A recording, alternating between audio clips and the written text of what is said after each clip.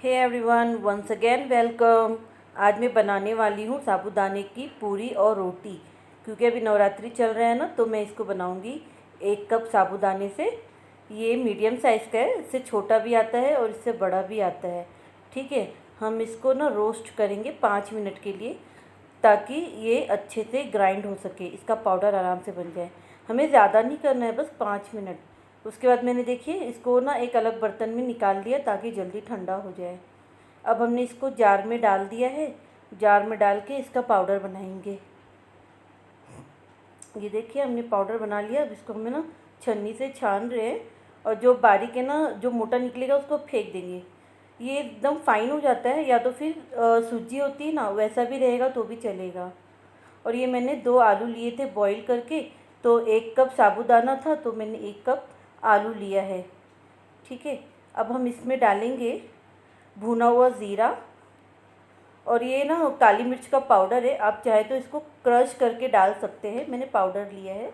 और ये 2 हरी मिर्च डाल रही हूँ। अब तीखा अपने अकॉर्डिंग डाल लीजिएगा।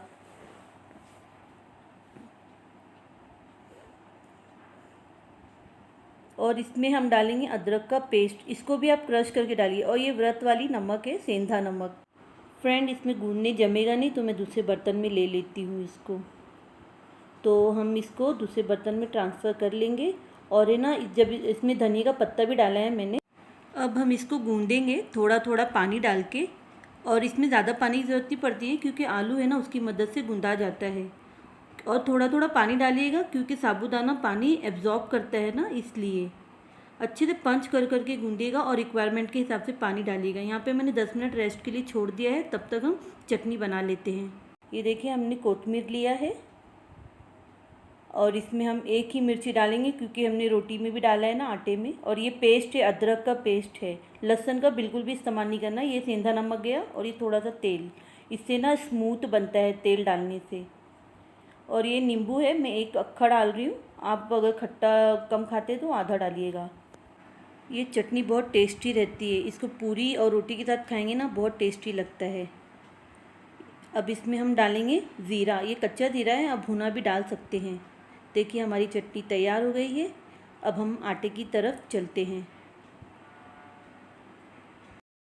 तो देखिए 10 मिनट हो गया था, एकदम आटा सॉफ्ट हो गया। अब मैंने इसकी लोई बना ली है, और लोई बनाने के बाद अब इसको हम बेलेंगे।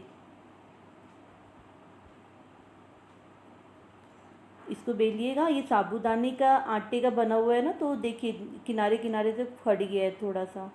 तो ये जो कटा हुआ फटा हुआ है ना, इसको आप चाहे तो, मेरा तो ज़्यादा नहीं हुआ है, लेकिन अगर ज़्यादा होता है तो आप इसको काट दीजिएगा चारों तरफ से प्याले से। मैं तो इससे कर दे रही हूँ, वैसे इसकी ज़रूरत नहीं थी। बहुत सॉफ्ट बनता है ये रोटी। आप इसको बिना तेल के भी बना सकते हो, तेल में भी बना सकते हैं। ये देखिए मैंने तवे में डाल दिया। अभी ये मैं तेल लगा रही हूँ। तेल लगा के ना इसको सेकेंड साइड दूसरी तरफ पलट लूँगी। ठीक है, इसको मैंने पलट लिया सेकेंड साइड। अब इसमें फिर फर्स्ट साइड मैंने तेल डाला। फिर इसको हम चम्मच की मदद से दबा दबा कर, हल्के हाथों से दबा के इसको हम प्रेस करेंगे। इसमें ना गोल्डन डॉट, या मतलब सुनहरा चित्ता आ जाना चाहिए। ये देखिए इस तरह का, बहुत सॉफ्ट होती है ये रोटी। आप भी इसी तरह बनाइएगा। ये देखिए ये मैंने दूसरी रोटी डाली है, जिसमें मैंने तेल नहीं लगाया है। इसको मैं कपड़े से सेक रही हूँ। जब मैं रोटी डाल रही थी ना तवे में, तभी मैंने थोड़ा सा तेल दिया था, ताकि ये चिपके नहीं। कभी कभी चिपक भी जाता है, साबूदाना है ना, इसलिए।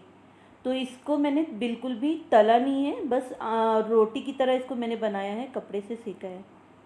अब यहाँ पर मैंने तेल गरम करने रखा था, तो गरम हो गया। तो इसमें मैंने थोड़ा सा आटा डाल के देखा, तो तेल के ऊपर तैर रहा था। इसका मतलब है कि तेल अच्छा गर्म हो गया। अब यहाँ पे मैंने पूरी डाल दिया है। पूरी को भी सेम रोटी की तरह ही बेलेंगे, बस इसका साइज़ छोटा रहेगा।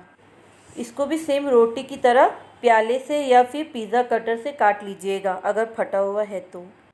देखिए हमारी पूरी कितनी अच्छी फूल रही है ना।